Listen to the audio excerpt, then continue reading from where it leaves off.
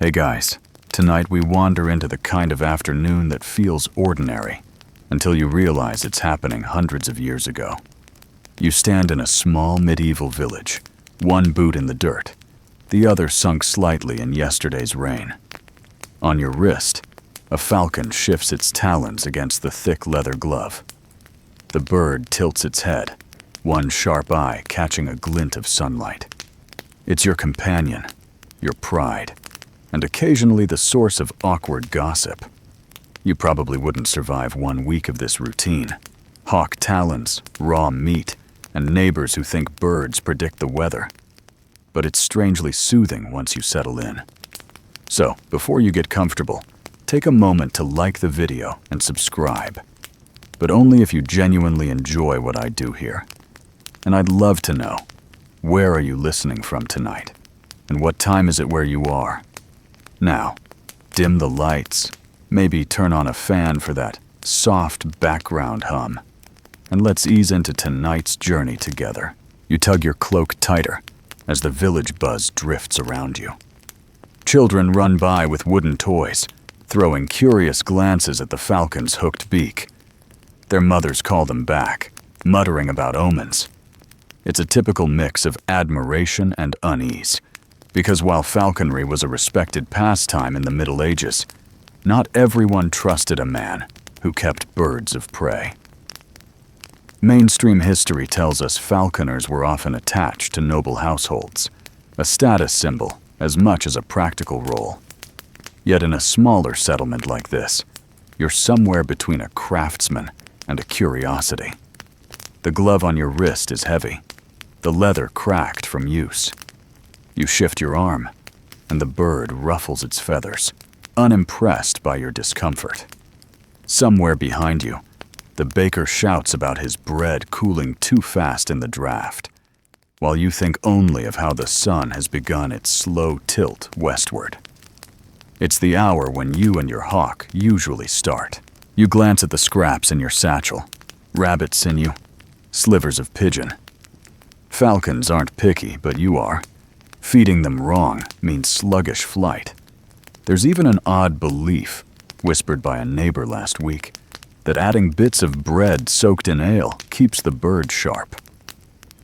Scholars still argue whether medieval falconers truly experimented with diets this way, or whether it's just folklore that somehow clung on. Either way, you tuck the bread deeper into the satchel, deciding not to risk a tipsy hawk. A dog trots past, sniffing at your boots, then barking once at the falcon before losing interest. The bird doesn't flinch.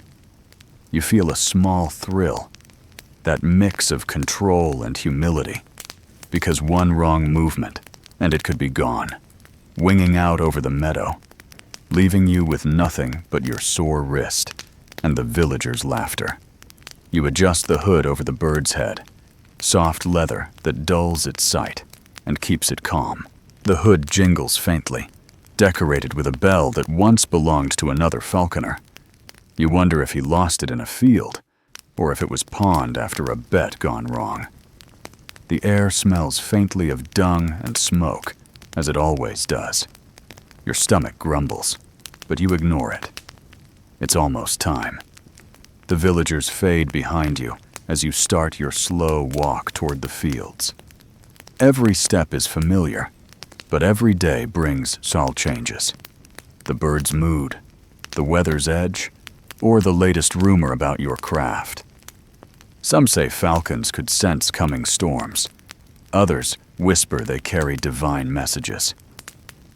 You're not sure if either is true, but you enjoy the way those tales give your afternoon walks a quiet weight, as if history itself watches from the hedgerows.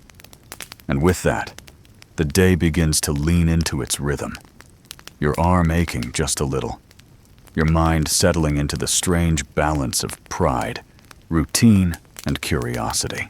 You take another step down the worn path, the hawk shifting against your glove, and the afternoon stretches wide before you.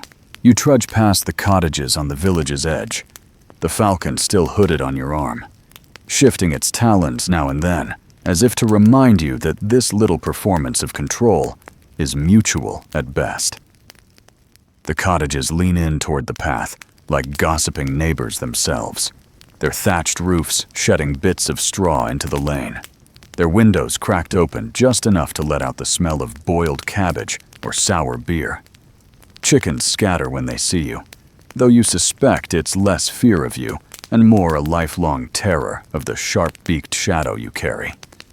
A group of women pause at their spinning wheels to look up. One raises an eyebrow, the kind of glance that says both impressive bird and keep it away from my ducks. That's the thing about being a falconer in a small medieval community. You're useful, respected, sometimes admired, and just as often the subject of whispered suspicion. Mainstream history tells us falconry was indeed considered a noble art across much of Europe by the 13th century, tied to privilege and social rank. A lord with a falcon at his side looked like someone in command of more than just land.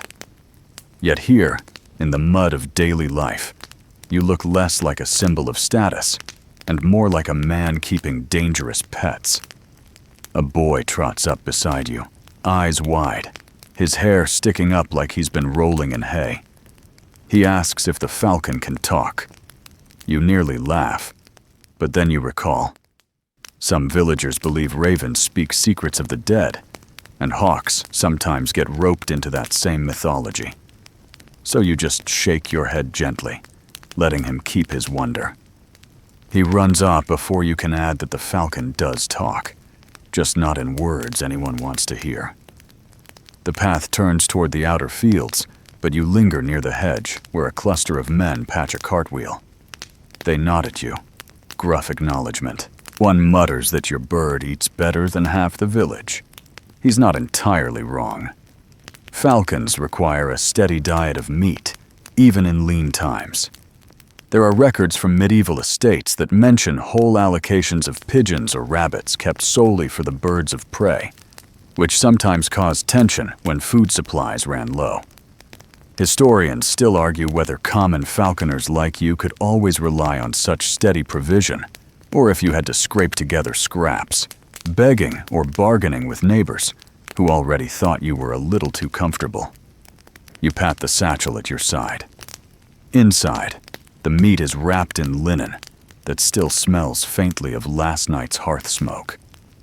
The falcon shifts again, as if sensing its dinner close by. One man jokes that your hawk would fetch a fine price at market. You smile, though you know the truth. Falcons were fiercely guarded, and stealing one could bring punishments far more severe than simple theft. In some kingdoms, stealing a nobleman's falcon was as bad as stealing his horse or his wife, though you suspect only one of those would actually chase you through a field. You step past them, feeling both proud and oddly isolated. It's a contradiction that follows you each afternoon, admired for the skill, distrusted for the closeness to a predator. You think about how odd it is that the bird seems easier to manage than the humans around you. At least when the falcon shrieks, you know exactly what it wants. The houses thin out. Beyond the last stone wall, the open meadow waits. But the village edge clings to you a little longer. A pair of older women lean on walking sticks, whispering as you pass. One spits over her shoulder, a ward against evil. You don't take it personally. In fact, it almost makes you smile. It's the same routine most days. People find ways to balance fascination with fear. Just last week, someone swore they saw your falcon circle the church steeple 3 times and declared it a sign of a coming storm. The storm never arrived. Still, they'll probably repeat the story until it grows into something larger. Maybe your bird causes storms, or maybe it saves the village from them. At the well, a group of children are daring one another to touch the bucket rope after you pass. They say it will bring falcon strength to their arms. You shake your head, amused at the myth, but secretly pleased. A fringe belief, maybe, but flattering all the same. You remember hearing that in certain towns, People thought falcons could see through lies, that to be stared at by one was to be judged. You half wish that rumor would catch on here. It might quiet the neighbor who still insists you stole firewood last winter. You pause at the edge of a small wooden fence, looking back at the jumble of roofs and smoke. The village is neither cruel nor warm. It just watches you with the same mix of curiosity and suspicion every day. You think of how falconry manuals from the era, written mostly for nobles, not men like you, describe the bond between handler and bird in lofty terms. They never mention the part where villagers gossip behind your back, or where someone swears the falcon blinked twice at the wrong moment and cursed their butter churn. The falcon shifts once more, feathers brushing your sleeve. You can almost hear it breathe beneath the hood, patient in its darkness. You take that as your cue. The village can watch and whisper, but the afternoon belongs to you and the hawk. The meadow is calling. You walk on, boots crunching through gravel, the hedges rustling with sparrows that flit nervously out of reach. You know the villagers will keep watching until you vanish past the last house. Some will mutter prayers, some will feel a stab of envy, wishing they could hold a bird of such precision and power. And some will shrug, already turning back to the chores that fill their days, grinding grain, patching thatch, hauling water. The sun presses warm on your shoulders as the cottages shrink behind you. A few last voices drift on the wind, arguments over a fence, laughter from the alehouse door, the ever-present bark of a dog. Then the path curves, and the village slips out of sight. For a moment, it feels like you're leaving behind not just neighbors, but centuries of stories, stepping into a space where only you, the bird, and the endless sky matter. The falcon stirs, restless now. You sense it knows the village is behind you. The hood stays on a little longer, though. There's still a rhythm to follow, and you'll keep it. Afternoon has only begun, and both you and the hawk are just settling into the strange, quiet balance of duty and freedom. You pause in the meadow, just beyond the last stone wall, and let your arm rest for a moment. The falcon on your glove shifts its weight, talons pressing into the leather with the steady insistence of hunger. The satchel at your hip carries its portion for the afternoon, a collection of raw scraps wrapped neatly in linen. Feeding is a ritual you repeat every day, as predictable as the sun's movement across the sky, yet it never feels entirely routine. Each falcon has its moods, each meal has its quirks, and each gesture you make is weighed carefully. One wrong slip, and the bird might lunge too quickly, or worse, lose interest altogether. You kneel on the grass, the stalks brushing against your knees, and untie the bundle. A faint smell rises, iron-rich and earthy, the scent of fresh meat. You catch the eye of a passing crow perched on the fence post, and for a moment, it seems like an unwanted guest at the dinner table. The falcon cannot see it, still hooded, but you know the crow will vanish the instant the hood is lifted. Crows have a remarkable survival instinct, honed by centuries of stealing from men and dodging predators. In some places, people said crows and falcons were rivals in a kind of aerial feud, though in truth, one mostly just tries not to become the other's meal. You reach out with a sliver of meat pinched between your fingers. The falcon twitches, sensing the offering even in darkness. With a practiced movement, you lift the hood away. At once, the bird's eyes flash open, piercing yellow and utterly focused. It gives a low, rasping cry, wings flexing, feathers trembling with anticipation. You hold steady. Feeding is not just about keeping the hawk alive. It is a subtle exchange of trust. The bird must know the food comes from you, must learn to take it with precision rather than frenzy. The falcon strikes quickly, the piece vanishing with a snap of its beak. You offer another, and another, until the rhythm settles. Your hand, its strike, the clean gulp, the soft pause before the next bite. You wonder if this simple act was always the same across centuries. Mainstream historical records suggest that falconers from Europe to the Middle East followed similar feeding rituals, adjusting diets based on climate and availability. Falcons in colder regions might be given more rabbit meat, while those kept by noble courts sometimes feasted on carefully chosen birds, bred specifically for the hawk's consumption. Yet you also know the strange and fringe beliefs that cling to these practices. Some said sprinkling saffron on the meat improved the falcon's eyesight. Others whispered that feeding it a sliver of liver from a freshly killed hare would grant it speed beyond nature's limits. Historians still argue whether these were genuine experiments by desperate falconers, or merely tales woven into the folklore of the hunt. You smile faintly at the thought. If only your neighbors could see you now, debating in your head whether a handful of expensive spice might make your bird sharper, when all you can afford is scraps from last night's stew. The falcon snaps another bite, then pauses to tilt its head, watching you. There is something unnerving about those eyes, how they seem to strip away all pretense. You joke to yourself, quietly, that it probably knows your secrets better than the priest does. That's the second joke today, and you count it in your mind, because keeping a bit of humor in these long hours is the only way about to drift into complete monotony. Your wrist aches. The glove absorbs most of the pressure, but still, talons dig through layers of leather into muscle and bone. You wonder how many falconers have walked with calloused arms, their hands forever marked by years of this burden.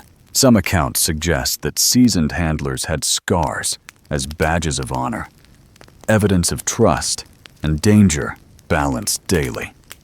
You look at your own wrist, at the faint lines where the glove rubs, and feel part of that lineage, even if only in imagination. The meadow hums with ordinary life around you. Bees drift lazily from one flower to another. A cart rattles faintly in the distance, probably the same one with the broken wheel you passed earlier. Somewhere, a dog barks again, echoing across the field, sharp enough to make the falcon's head jerk toward the sound. You steady it with a soft murmur, voice low and calm, reminding the bird where its focus should stay. One last strip of meat remains. You hold it up, letting the falcon lunge and claim it. The snap is final, decisive. You wait, giving the bird time to swallow. Then wipe your fingers on the linen, tucking the bundle back into the satchel. The ritual is complete for today. You feel the slight weight of satisfaction, both yours and the falcon's, as if the bond between you has been reinforced one more time. You lift the hood again, sliding it gently over the bird's head. It resists for half a heartbeat, then settles into the familiar darkness. The small bell on the hood jingles as it tightens, a sound both practical and oddly musical. That bell, you recall, is more than decoration. It is a lifeline. Should the falcon fly too far, the bells help you track it across the fields. In grander courts, falcon bells were sometimes engraved with charms or prayers, a talisman for good fortune. You only have plain ones, but you still like to imagine they carry a bit of luck. Standing again, you stretch your back, feeling the sun slide lower in the sky. Afternoon deepens, the air warming before it will later cool into evening. You think about how historians still argue over whether falconers in villages like yours lived comfortably or struggled in quiet poverty. The records lean toward nobles and their grand hunts, but the daily truth for someone like you probably fell somewhere in between. Enough to get by, not enough to escape whispers. The falcon stirs, shifting against your wrist, and you know it is ready for more than food. Feeding is the prelude, never the main event. The bird is restless, hungry in ways meat cannot satisfy. It wants the sky, and soon you will give it that. You take a slow breath, savoring the stillness of this moment. The meadow stretches out, golden with late summer grass, humming with insects, edged by hedgerows that whisper in the breeze. Everything feels balanced, your arm heavy, your bird sated, your role halfway between handler and spectator. The village behind you, the open fields ahead. For now, you are simply part of the afternoon, a small figure with a hooded bird, waiting for the next step. You smile quietly to yourself, the third joke of the day flickering in your mind. If medieval life is supposed to be miserable, you might have stumbled into the one job where you get to walk into a meadow, feed your hawk, and pretend for an hour that you're more important than the village baker. The thought lingers, gentle, as you begin to walk again. The feeding ritual is done, the rhythm of the day carrying you forward. The path opens toward the wide expanse where flight awaits. And as always, you feel that quiet flutter of anticipation, because the next part of the afternoon is where falconry becomes less about food and more about the art of the sky. You step farther into the meadow, the grass swaying in gentle ripples as a breeze rolls down from the hills. The falcon rests on your glove, hooded still, but the subtle twitch of its wings tells you it is ready for more than standing still. You know this rhythm well. Feeding calms the bird, primes its body, but only flight can sharpen its spirit. This is the part of the afternoon that makes the villagers pause in their work, pretending not to watch as they gather near fence posts or lean from cottage doors.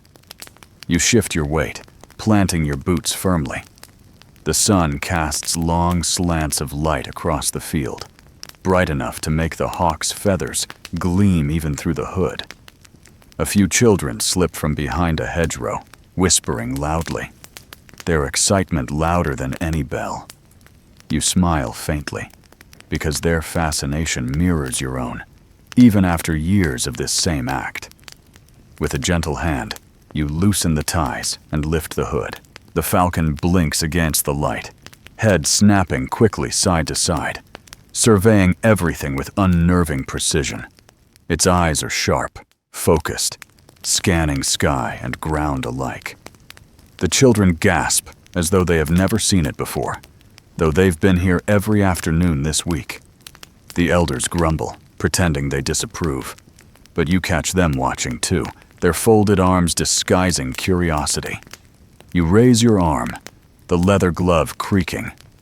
The falcon tenses, feathers tight against its body, as if coiled like a spring. Then, with one practiced motion, you flick your arm upward. The bird bursts from you in an explosion of wings, the sudden whoosh of air startling the children and scattering the sparrows from the hedge. The falcon arcs high into the air, climbing in great circles.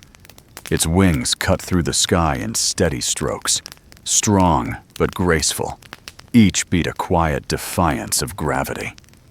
Your eyes follow its path until you almost feel dizzy. For a moment, the field, the gossip, the weight of village suspicion, all of it falls away. There is only the bird and the sky. Mainstream records note that falconry was as much performance as practice, a demonstration of skill before nobles, courtiers, and peasants alike. To send a falcon aloft was to declare control over something wild. Yet you know better. It is not control, but a fragile negotiation. The bird flies because it chooses to, because training and instinct momentarily align. That delicate truth is why the children cheer and the elders mutter, because both understand in some wordless way that this dance might at any moment break. The falcon wheels above, then stoops suddenly, folding its wings and plummeting like a stone before spreading wide again to skim close over the grass. The children squeal. A dog barks furiously from a cottage yard. The falcon ignores it all, reveling in the air, a predator flexing its freedom. You let out a slow breath. This is the reward of the day, the moment when you feel the closest bond with the hawk. Your arm still tingles from the release, the echo of its launch humming through your muscles. You keep your eyes on it, every feather shift noted, every tilt of wing studied. The villagers may think it's only spectacle, but for you, it is learning, repetition, and patience. A fringe belief you once heard drifts back, that falcons could draw down messages from heaven, that their high arcs touched divine whispers. Some even claimed they carried souls aloft. Historians still argue whether such stories were sincere faith or just clever excuses by falconers to make their art seem holy. You chuckle softly at the thought, amused that you might be both bird trainer and accidental priest in the eyes of the superstitious. The falcon circles higher, now just a dark speck against the pale sky. You hear someone behind you mutter that it might not return. That's the old fear, letting loose something valuable, knowing it could vanish beyond your reach. You smile faintly, because this is the balance you live with every day. There is no falconry without trust. You pull from your belt the lure, a padded object wrapped in feathers, tied with a strip of meat. You swing it slowly in a circle, the cord whistling faintly. The movement catches the falcon's eye. From far above, it shifts course, wings folding, body narrowing into a deadly arrow. The children scream in delight as the bird plunges toward you, faster than their eyes can follow. At the last instant, it flares its wings, breaking with a rush of air, and strikes the lure with precision. You let the lure swing low, then kneel, allowing the bird to settle. Its talons dig into the leather, its beak snapping at the reward hidden inside. You steady your breathing, heart still racing from the sheer speed of its dive. The children clap, some shouting that you must be a wizard. The elders shake their heads, pretending disapproval, though one of them wipes a tear of awe. You stand slowly, falcon now perched once more, feathers ruffled, eyes blazing with energy. The hood waits in your other hand, ready for the calm after the storm. You allow the bird one more flight, swinging the lure again. This time it swoops lower, more playful than fierce, before returning to your glove. Its weight presses down, heavy but familiar, as though balance has been restored. You stroke the feathers along its back, murmuring softly, calming it for the next stage of the afternoon. The children scatter back to the hedges, running to repeat what they've seen, their voices rising in overlapping shouts. You know tomorrow they'll be back, waiting to see it again. The elders return to their chores, muttering about waste and spectacle, though you suspect they'll remember the dive in their minds long after. You tie the hood gently once more, darkening the falcon's world, and it grows still against your wrist. The meadow is quieter now, as if the performance has ended and normal life resumes. The wind rustles the grass, the sun slides lower, and your arm aches with both fatigue and pride. You walk a few paces farther, away from the murmuring crowd, into the open, where only the hum of insects keeps you company. The village remains behind, but its echo lingers. Cheers, mutters, laughter, disbelief. None of it matters. What matters is that the falcon flew and returned, and for a brief time, the sky was yours to share. Ahead lies the rest of the afternoon. More practice, more rituals, more quiet debates you hold with yourself about birds and men and meaning. But for now, you let the stillness wash over you, savoring the small triumph of another successful flight. The meadow settles back into its lazy rhythm, but you keep walking, following the narrow track that bends toward the village market. The falcon rests quietly on your arm now, hooded once again, feathers brushing against your sleeve like a cloak of living silk. Your wrist aches, though you know better than to shift it much. A sudden jolt might unsettle the bird, and the last thing you need is a startled falcon launching toward the bread stalls. The market hums ahead, alive with the clamor of voices and the clatter of wooden wheels. Smoke from roasting meat curls into the sky, mingling with the sharper scent of dried fish laid out on boards. Children weave through the crowd, chasing each other with sticks that double as imaginary swords. The moment you step in, the air shifts. Conversations falter. Eyes slide toward the bird on your glove, and a familiar ripple of curiosity stirs through the square. You nod politely to the butcher, who squints at the falcon with suspicion. He is the same man who once accused you of feeding your hawk better cuts than he sold to paying customers. It was half a joke, perhaps, but you still remember the way his tone carried a hint of truth. Meat is always in short supply, and your satchel of scraps can look suspiciously generous. Still, he waves, perhaps hoping you will steer clear of his stall before a talon scratches something valuable. At the spice seller's table, a woman leans forward, nose wrinkling. She asks if the falcon prefers cumin or pepper. You laugh softly, though you keep the bird steady, answering that meat alone will do. She nods knowingly, as if your words prove her theory that falconry is more art than science. Mainstream accounts do note that spices and herbs occasionally found their way into medieval feeding experiments, though whether it improved the hawk's performance remains debatable. Historians still argue whether such practices were genuine attempts at animal care or simply another way to flaunt wealth. You continue past baskets of onions, pyramids of turnips, and hanging cuts of salted pork. Everywhere you go, conversations hush for a heartbeat before resuming in lowered tones. Some speak of your skill, others mutter warnings about keeping predators too close to human dwellings. You are used to both. Falconry was, to us, after all, a status symbol.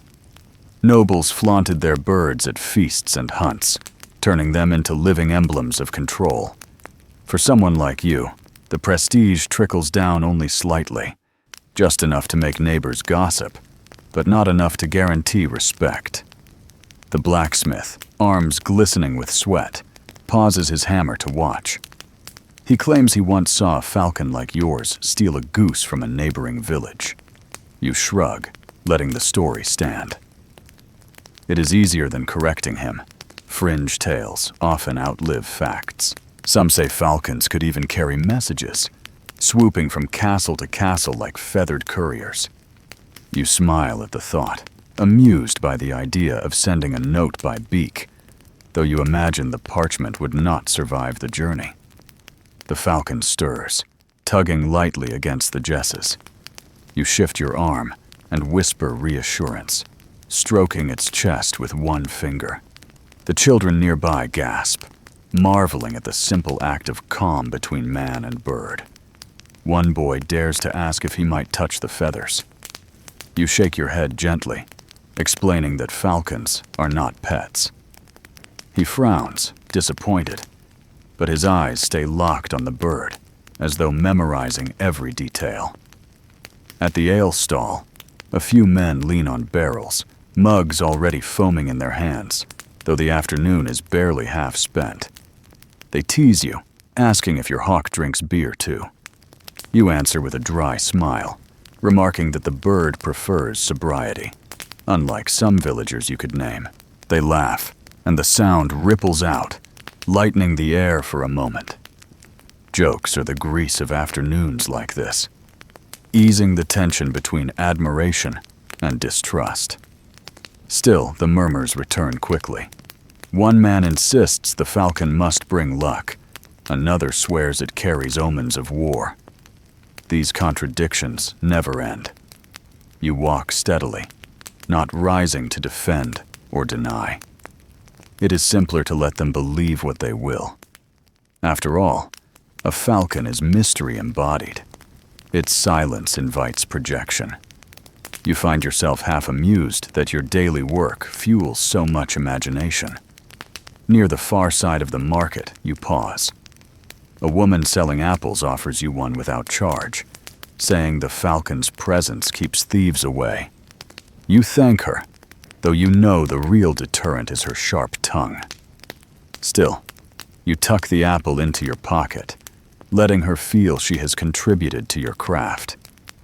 These small exchanges are as much part of falconry as feeding and flying. The bird grants you a kind of currency: trust, suspicion, respect, and favor, all tangled together. You find a quiet corner, away from the press of stalls, and stand for a moment. The falcon remains still, hooded, feathers rising and falling with each breath. The market noise swirls around you, but you are inside your own calm circle.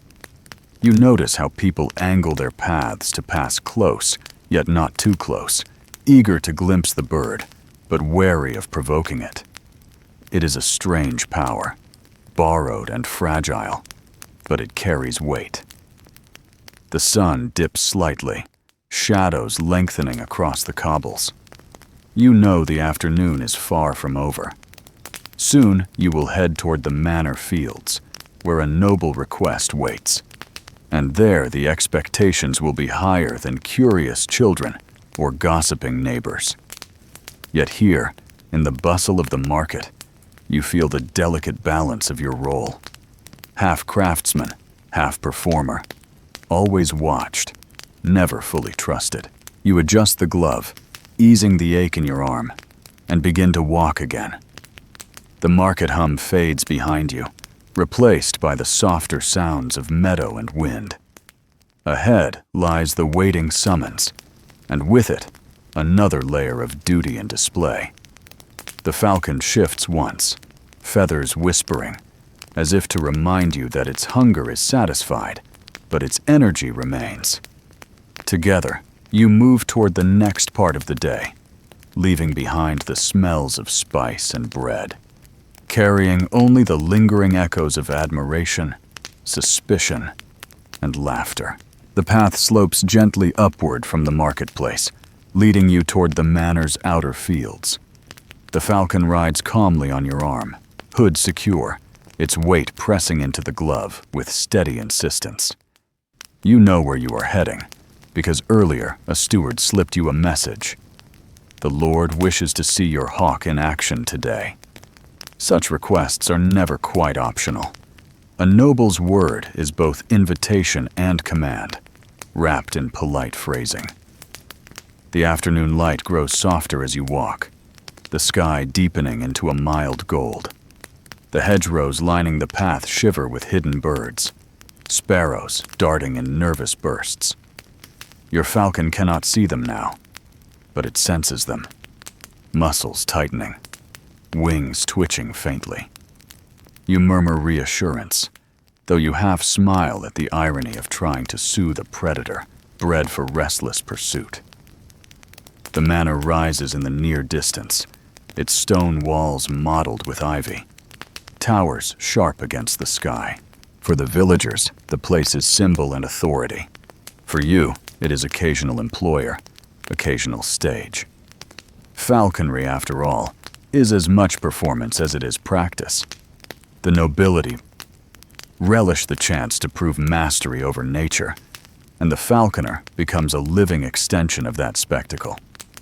Mainstream accounts remind us that entire households kept dedicated falconers, their rank set somewhere between servants and honored guests. You fall into that middle space, never ignored, never entirely embraced. As you reach the outer fields, you see the gathering. A small group waits. The steward, a handful of servants, and the Lord himself. He is not dressed for battle nor feast, but for leisure, his cloak trimmed in fur, his boots too fine for mud. At his side stands a lady, perhaps a cousin or guest, her gown bright enough to catch the light. They watch you approach, the falcon's outline drawing their attention before your face does. You bow slightly, careful not to unsettle the bird.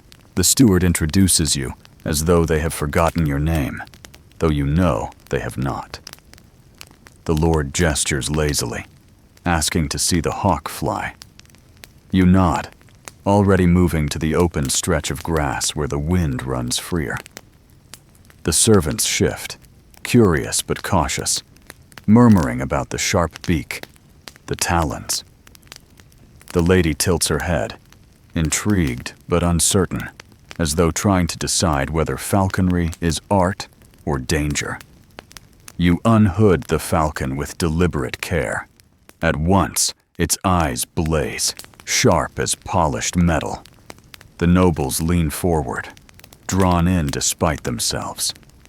You lift your arm high, the bird tensing, feathers slicked tight to its body. Then, with the practiced flick, you release. The falcon surges into the sky, wings slicing the air. Gasps ripple through the onlookers as it climbs, higher and higher, circling above the field. The Lord nods approvingly, arms crossed, as though your work somehow reflects his own status. You know this performance is more than spectacle. It is also a subtle demonstration of loyalty. If your falcon flies well, it affirms not just your skill, but his authority, his household's refinement. The bird stoops suddenly, plummeting toward the lure you swing on its cord. The dive is breathtaking, speed so sharp it seems to split the air itself. The lady gasps aloud, clutching her gown. The falcon strikes the lure perfectly, talons snapping shut, then flares its wings to land smoothly back on your glove. The crowd exhales in unison, murmurs of awe rising like incense. Mainstream history reminds us that noble courts often held elaborate falconry displays, competitions even, where birds were judged on speed, precision, and grace. Victories in these subtle contests could elevate a falconer's standing for months. But here, in this small manor field, the stakes are simpler. To impress the Lord, to maintain his favor, to secure the unspoken promise of future meals and quiet protection. The falcon shifts on your glove, feathers ruffling proudly. You offer it a scrap of meat, reward, and reassurance. It tears into the flesh with quick precision, then settles again, eyes still blazing. The steward claps softly. The servants whisper. The lady offers a smile. The Lord inclines his head, satisfied. Yet even in this moment of approval, you know the fragility of it all. Nobles are fickle. One failed flight, one stubborn bird refusing to return, and admiration can sour into scorn. Historians still argue whether falconers held true influence or were merely tolerated curiosities, useful only when convenient. You suspect the answer lies in between, as so much of life does. The Lord steps closer, asking whether the falcon could take a hare if released into the far meadow. You answer carefully, yes, if the conditions are right. He nods, perhaps imagining the spectacle of a hunt. The lady asks whether the bird could fly to her wrist. You bow slightly, explaining that falcons require long training to accept a new hand, though her question flatters the seriousness of your craft. The air cools as the sun dips lower. Shadows stretch long across the grass. The performance is complete. You hood the falcon once more, its world slipping back into darkness, calm restored. The nobles drift away, their attention already shifting to other amusements. The steward lingers long enough to press a small pouch into your hand. Payment, perhaps, or token of continued favor. You nod, tucking it away. When you turn back toward the path, the villagers at the edge of the field are still watching. They pretend they came only to gather herbs or collect wood, but their eyes tell the truth. They saw the falcon dive, saw the nobles nod, and now they whisper among themselves. For a brief moment, you carry a glow of borrowed prestige. Tomorrow, it may fade, but tonight, at least, they will speak of your hawk with awe. You begin the walk back, falcon steady on your arm, satchel lighter, pouch heavier. The manor lies behind, the meadow ahead, and the day rolls on with its mix of duty, suspicion, and fleeting triumph. The sky darkens slightly, a promise that the afternoon is far from finished. The manor fields fall behind you, though their voices and polished gestures still linger faintly in your mind. You take the narrow path that winds toward the waiting meadow, a place you prefer to the market or the Lord's stage. Here the grass grows tall and careless, dotted with wildflowers, humming with bees. The air carries the warmth of late afternoon, touched by a faint coolness that hints at evening. The falcon shifts on your glove, restless beneath its hood, as though it too feels the meadow's call. You pause at a wooden stile and rest your boot on the step, lifting yourself over with careful balance. The bird weighs heavily, but you are practiced, your movements fluid. Beyond the stile, sheep graze lazily, their wool thick, their bleats occasional, but content.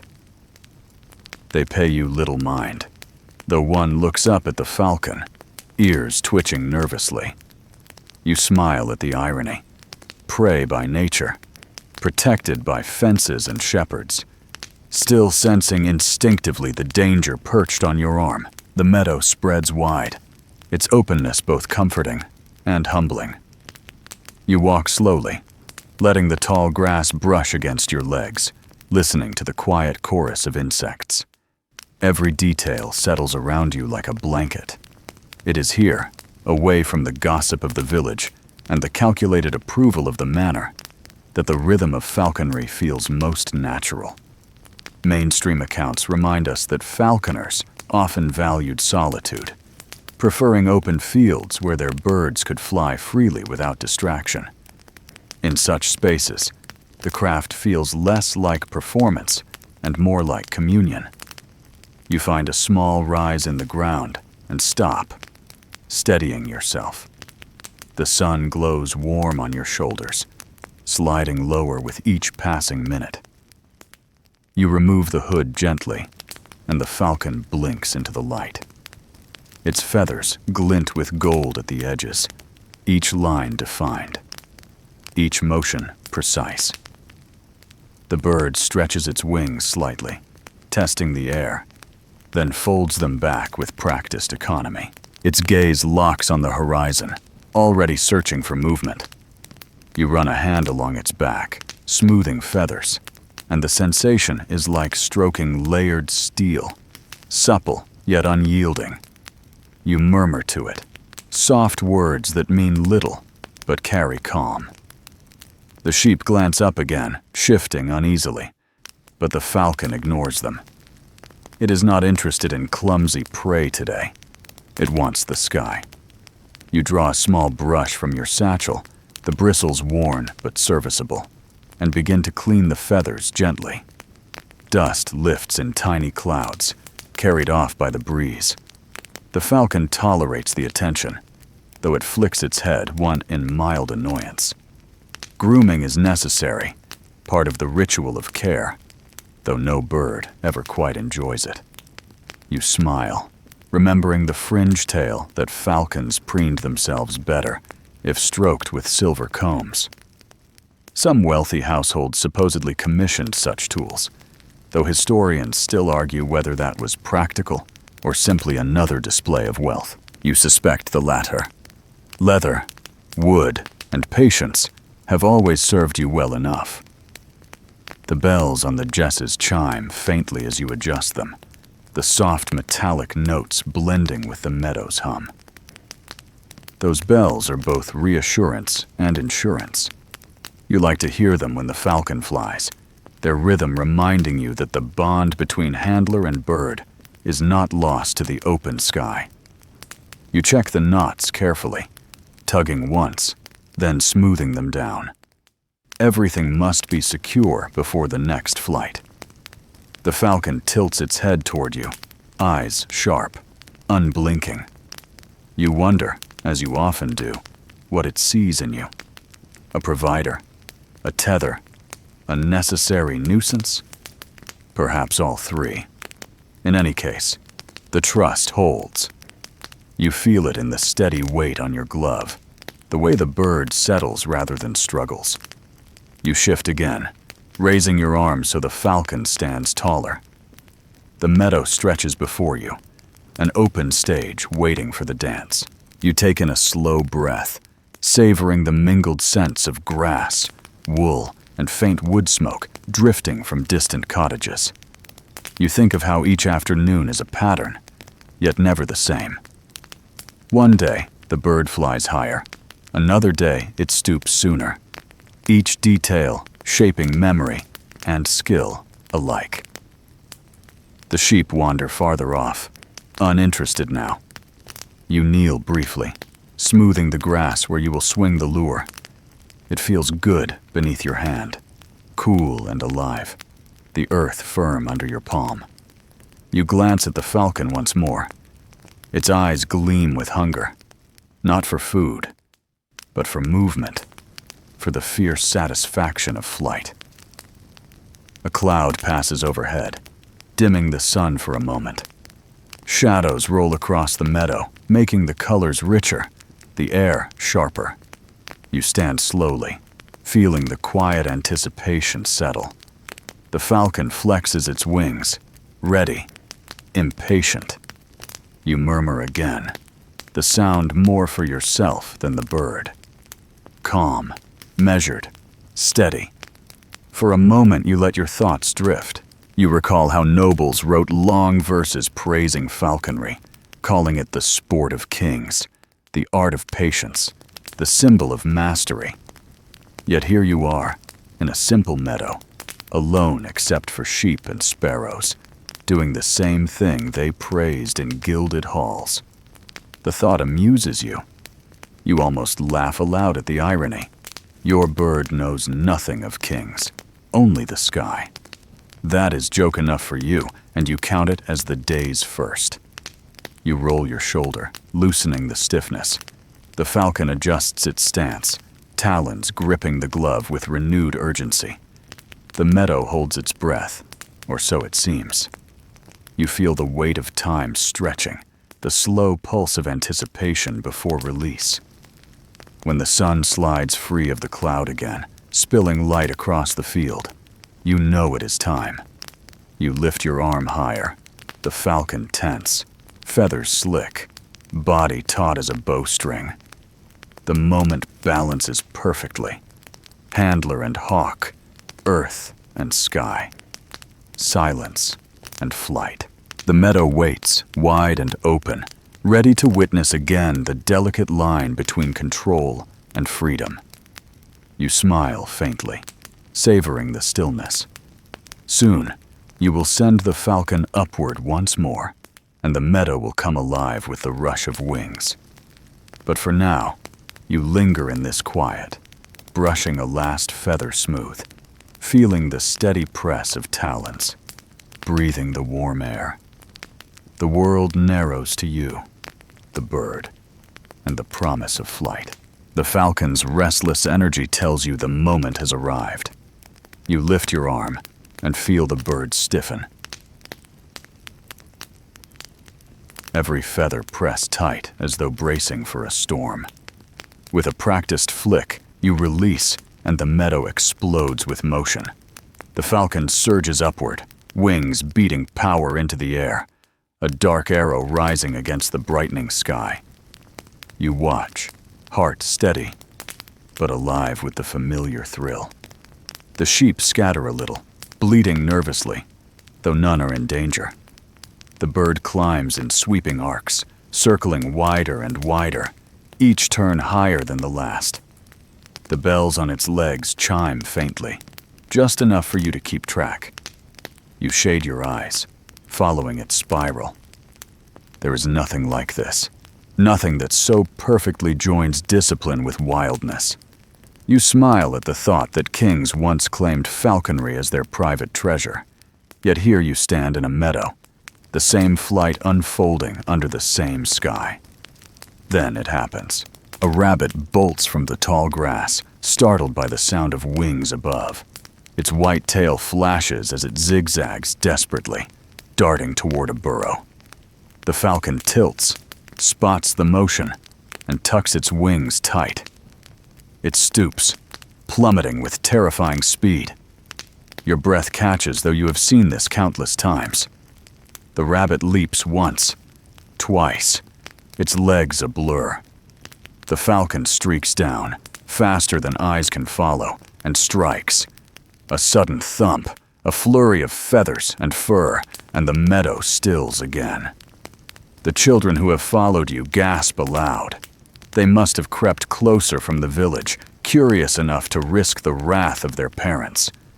Now they stare, half in awe, half in shock. Some cheer, others look uneasy.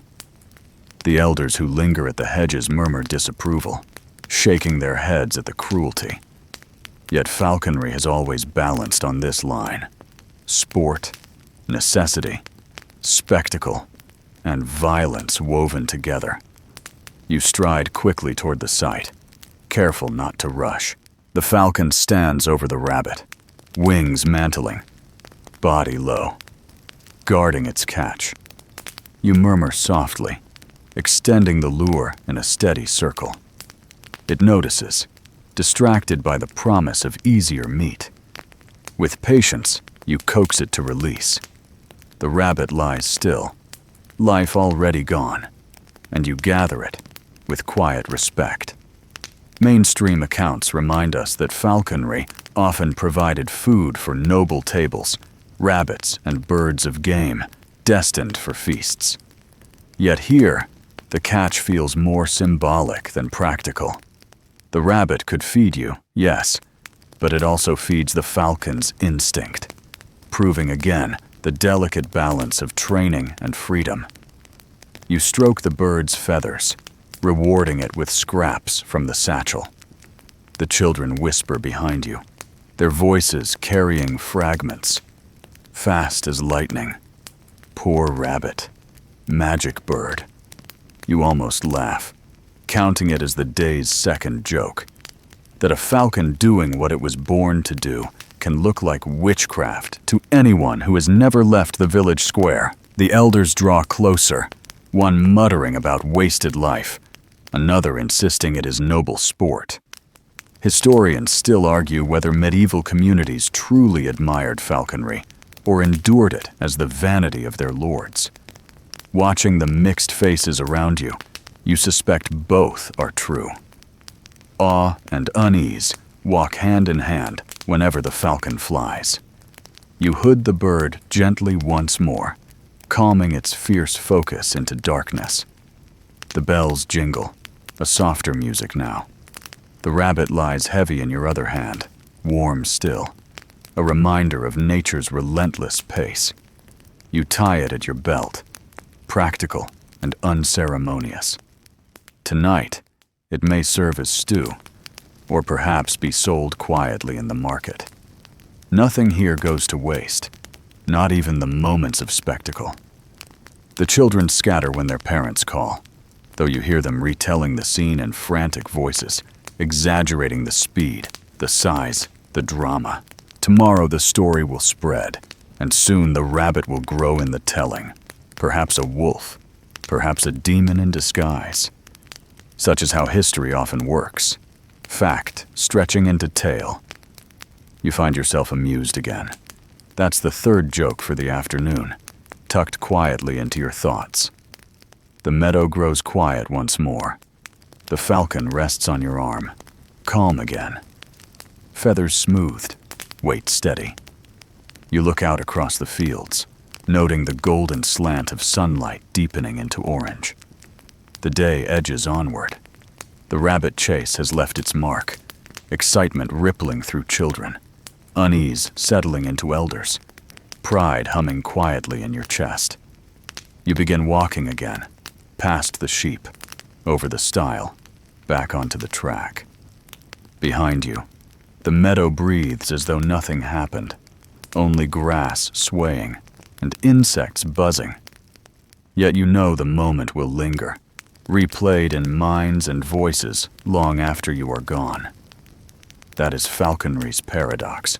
Each flight is ordinary to you, another practice, another cycle of training and feeding. But to those who watch, it is extraordinary, a glimpse into something wild yet tethered. You suspect this contradiction is what has kept falconry alive across centuries, surviving not just as necessity, but as art. The falcon shifts slightly, and you whisper again, soothing. Its strength humbles you. Its precision inspires you. And its hunger reminds you of the world's relentless order. The rabbit at your belt swings with each step, a pendulum marking the passage of time. By the time you near the edge of the village once more, shadows stretch long across the path. Smoke rises from hearths, the smell of supper drifting in the cooling air. You know some neighbors will look at the rabbit with envy, others with judgment. You brace yourself for their questions, their stories, their quiet accusations. Yet you also know that tonight, at least, admiration outweighs suspicion. The falcon's flight has given them something to talk about, something larger than their daily grind. You step through the last gate, boots crunching on gravel. The falcon rests easy now, fed and sated, the hood darkening its world. The meadow fades behind you, but its memory lingers, a whisper of wings and the blur of a chase. Tomorrow will bring another flight, another crowd, another debate. But for now, the day carries you forward, one step at a time, the weight of bird and rabbit steady on either side. The rabbit dangles at your belt, swinging with each step as you head toward the village alehouse. The falcon rides quietly on your arm, its hood snug, its breath steady, talons curling into the glove with familiar weight. Evening drifts closer, the sky softening into the hazy glow of setting sun. Smoke from hearths curls in ribbons, blending with the scent of damp earth and trampled grass. You know where the path leads, to the low timbered building where tankards clink and stories grow taller with every swallow. The door creaks as you push it open, and warmth spills out, thick with the smell of ale, roasted meat, and the faint tang of spilled cider on the floorboards. Conversation dips the moment you enter. Eyes slide toward you, then toward the hooded bird. The falcon is quiet, but its very presence shifts the air. Some men nod, respectful. Others frown, wary. You step carefully, choosing a bench near the wall, where your arm can rest without the bird brushing against anyone's shoulder. The innkeeper ambles over, wiping his hands on a stained cloth. He eyes the rabbit at your belt and smirks. "That bird of yours pays better than half the village," he says. You shrug, answering softly that at least the bird doesn't haggle over ale prices. A few men laugh, loosening the tension. That's your first joke of the evening, mild, but enough to settle the room. A tankard thuds onto the table before you, Foam spills down the side, catching the lamplight. You sip slowly, letting the bitterness spread across your tongue. Around you, conversations resume, though louder now, drawn back to you like moths to flame. Someone asks if the falcon truly struck the rabbit in one dive. You nod. Another insists it must have taken 3. You shake your head gently, unwilling to argue. In truth, the story will grow on its own. One man leans forward, breath heavy with ale, and asks if your bird could take down a goose. You answer that it depends on the goose, though you add with a faint smile that you prefer your dinners less feathery. Laughter follows, though the man looks unconvinced, perhaps imagining the bird chasing his own flock. Falconry always sparks these debates. Marvel at the skill, suspicion of the risk. Mainstream history tells us alehouses often became informal courts of opinion, where falconers defended their craft as both noble and necessary. Tonight feels no different. You shift the falcon slightly, stroking its chest to keep it calm. The hood does its work, blinding but soothing.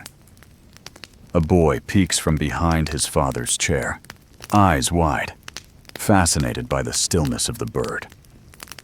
You beckon him closer, letting him hear the faint jingle of the bells. He grins, whispering that it sounds like church chimes. His father laughs nervously, perhaps uneasy at the thought of falcons and saints sharing bells. There are, after all, fringe tales that falcons carried messages from heaven, swooping between earth and divine. Historians still argue whether such beliefs shaped real practice or were simply village inventions to make sense of the uncanny. You sip again, listening as the conversations swirl. Men argue over whether falconry is a sport, a trade, or a dangerous vanity.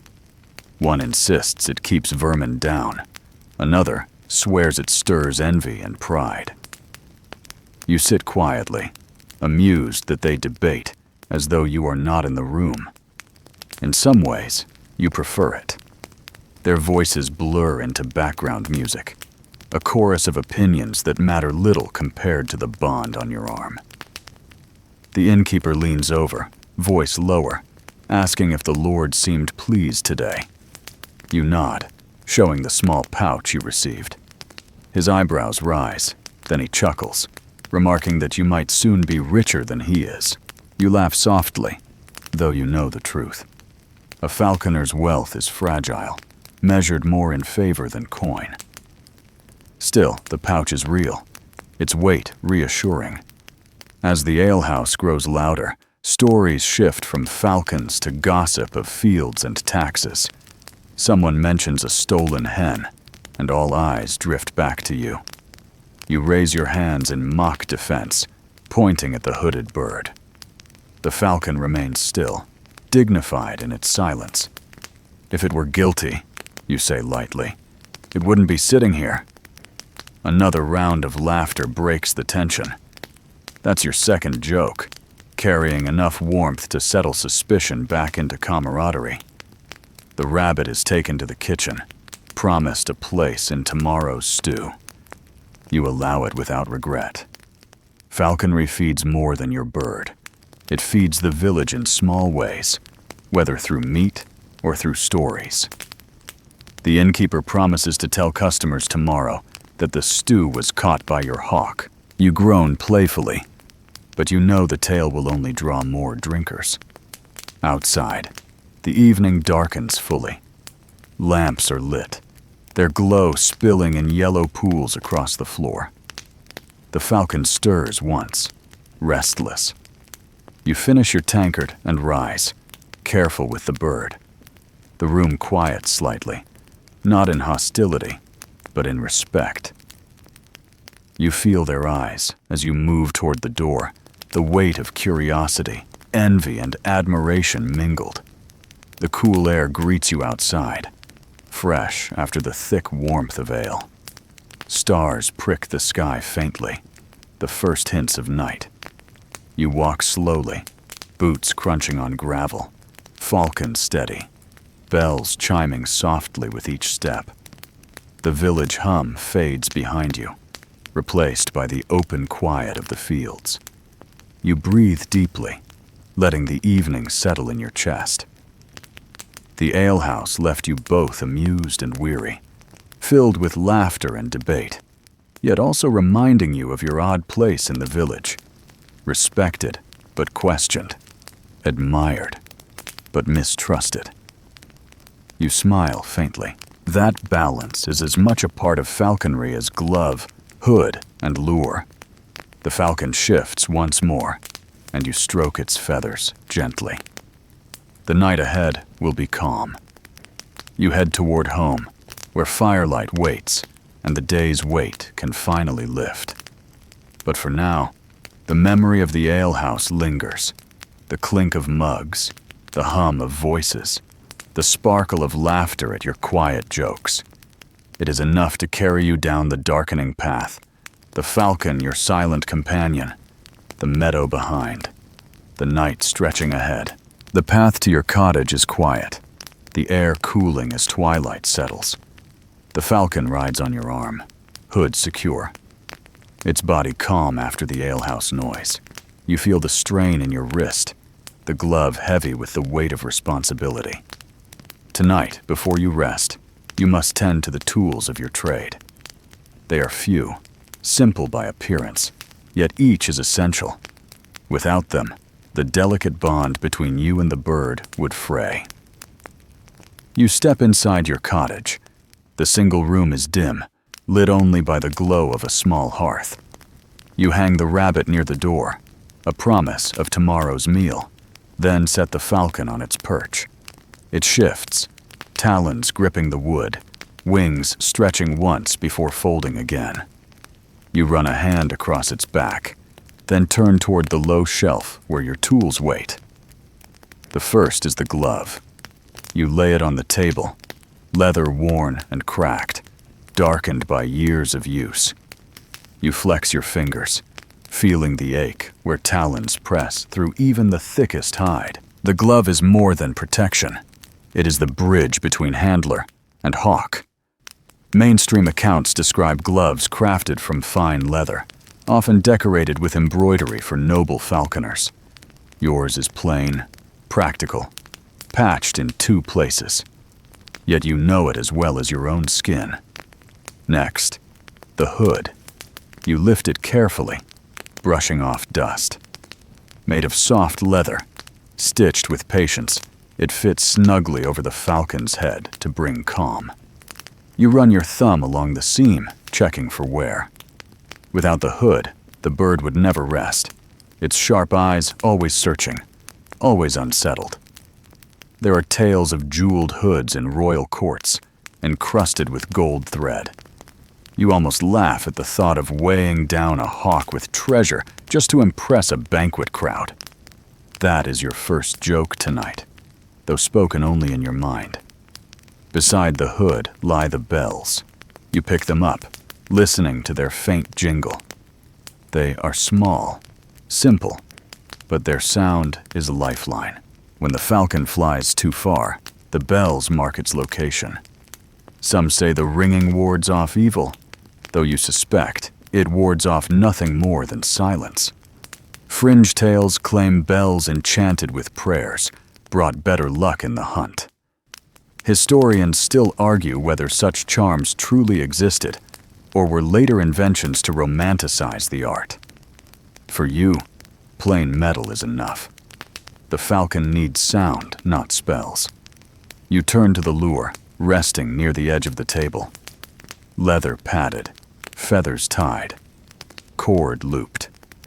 This tool is both training and test, a symbol of control and trust. You run your hand over its surface, remembering how often it has coaxed your hawk back from the sky. Without the lure, falconry becomes guesswork. With it, you maintain the fragile line between freedom and return.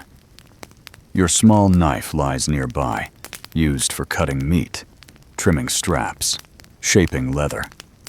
You sharpen it against the whetstone, each scrape slow and steady. Sparks glint faintly in the dim light. The sound is grounding, a reminder that falconry requires not just grace, but labor. Mainstream history praises falconers for their skill, but rarely mentions the constant repair work, the sewing, trimming, sharpening that keeps the practice alive. You glance at the bird. It stands still, feathers ruffled only slightly, bells faint against the quiet. Its eyes are hidden under the hood, but you feel its presence, patient and powerful. You murmur softly, words meant to calm yourself as much as it. The hearth crackles. Shadows shift across the walls, throwing the tools into silhouette. You gather the straps, checking knots and seams. Leather stretches, wears, and must be mended before it fails at the wrong moment.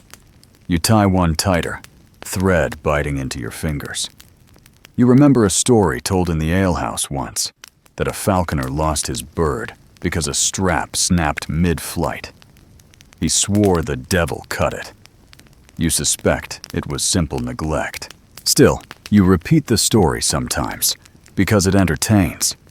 You pour a little oil into your palm and rub it into the glove. The leather drinks it eagerly, darkening, softening. The smell fills the room, sharp but comforting. This ritual matters. Without care, the glove stiffens, cracks, and fails. You chuckle quietly, calling it your second joke of the night, that even leather demands pampering, much like nobles do. The bells glint in the firelight, their shine uneven. You polish them with a rag until they gleam. They may be simple, but appearance matters too. Villagers notice every detail, and a tarnished bell becomes another excuse for gossip. You sigh, amused at how much effort goes into preventing stories rather than just flying birds. The falcon shifts, wings stretching once more, then settling. You reach for the hood, checking the stitching again. It holds. You smile faintly, grateful for the quiet reliability of your tools. They are extensions of your hands, your will, your trust. Without them, the bird would not listen, the flight would not return, and the day would unravel. Outside, the village hum fades into silence. Only the distant bark of a dog and the lowing of cattle remain. You sip from a cup of weak ale, savoring the bitterness, letting it wash down the fatigue of the day. Your tools gleam faintly in the firelight, ready for tomorrow. You lean back, arm heavy, body tired. Yet there is comfort in this ritual of maintenance, the quiet work that ensures tomorrow's success. Nobles may see only the flight, villagers only the catch, but you know the truth. Falconry lives in these small details, in stitches, oil, and bells polished smooth. You stroke the falcon once more, its feathers soft under your hand. You whisper a final word of reassurance, though it does not need it. The hood keeps it calm. The perch keeps it steady. You smile faintly, counting your third joke tonight. Perhaps you and the bird are not so different. Both soothed by routine, both tethered to small comforts. The fire burns low. Tools are set in order. The bird sleeps in its hooded darkness. And you, weary but steady, sit in the glow, surrounded by the quiet weight of your craft. The night stretches long, but your work is never truly done. Even as the tools rest on the table, polished and mended, you know the world beyond your cottage hums with stories that never quite leave you alone. Falconry is not just craft, not just display, but a shadowed thing tangled with superstition. You feel it every time a villager spits in the dirt as you pass.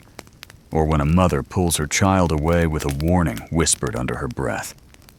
Tonight, as the fire settles low, those whispers return to mind. They say falcons can see the future. Not all, not always, but enough to make people nervous. A bird circling the church tower 3 times means a storm. A falcon screaming at dawn means illness will strike before nightfall. Mainstream accounts remind us that animals often played roles in medieval omens, tied to cycles of nature people could not explain. But falcons, with their sharp eyes and sudden dives, held a special place. They were hunters of the sky, watchers from above, and their movements invited interpretation. You sip the last of your ale, thinking of those tales. You recall a woman who once insisted that your hawk predicted her daughter's marriage. She claimed the bird shrieked the very hour a suitor knocked on their door. You never corrected her, though you wondered later if the girl had been planning the match all along. Still, the story stuck. Now, every time your falcon cries near that house, neighbors glance at the door, half expecting a wedding procession. A fringe tale rises in your thoughts too. Some whisper that falcons carry souls, that when one stoops suddenly and dives, it is not chasing prey, but fetching the spirit of someone who has just died. Historians still argue whether such beliefs were rooted in actual ritual or simply emerged from the human need to give meaning to flight. You doubt any truth in it, though late at night, when the wind howls and the falcon shifts restlessly on its perch, you sometimes wonder. You look over at your bird now. It stands calm in its hood, feathers rising and falling with steady breath. No soul chasing tonight, no omens whispered in the dark. Only quiet. Yet you know tomorrow, the same villagers who praised the rabbit catch will spin their own versions. Perhaps your hawk's dive meant good harvest, or bad luck, or rain before Sunday. You cannot stop the stories. You can only live inside them. The fire crackles softly, embers glowing red. Shadows stretch across the walls, shapes that flicker like wings. You lean back, eyes half closed, listening to the night beyond your door. An owl hoots, low and deliberate. Somewhere, a dog barks once, then falls silent. You smile faintly at the irony of birds and beasts filling the night, while your own falcon stands still. That is your first joke of the evening, that the one predator meant for spectacle is the only quiet voice in the chorus. Your thoughts drift back to the market. You remember how the spice seller asked about cumin, how the blacksmith bragged about goose theft, how the children begged for stories. All of it folds into the same pattern, awe wrapped in unease. You wonder if your own ancestors felt the same when they first handled hawks, if they too balanced between trust and suspicion. Mainstream history suggests falconry spread westward through trade with Arab lands, where the art was refined to near perfection. Kings of Europe borrowed techniques, reshaping them into symbols of power. Yet here you are, centuries later, caught in the same web of admiration and doubt. You rise, stretching your arms, feeling the pull of tired muscles. The glove rests on the table, soft now from the oil you rubbed in earlier. You touch it absently, the leather cool against your palm. It anchors you, reminding you that the work is practical, not mystical. A glove, a hood, a lure. These are tools, not talismans. Still, you cannot deny how villagers see them otherwise. Some believe the hood blinds more than eyes, that it shields the bird from spirits eager to possess it. You smile faintly. That is your second joke tonight, that even your stitches and straps earn reputations you never intended. The falcon shifts on its perch, bells chiming faintly. You step closer, stroking its chest, murmuring reassurance, though it does not need it. In the corner of your mind, you imagine what gossip tomorrow might bring. Perhaps someone will say the rabbit carried a curse, or that the bells rang in warning of plague. The possibilities amuse you more than they worry. After all, superstition keeps people interested, and interest keeps you relevant. The embers fade lower, the room dipping into deeper shadow. You settle once more onto the bench, closing your eyes briefly.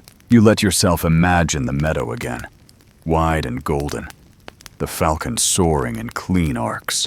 No omens, no whispers, only flight.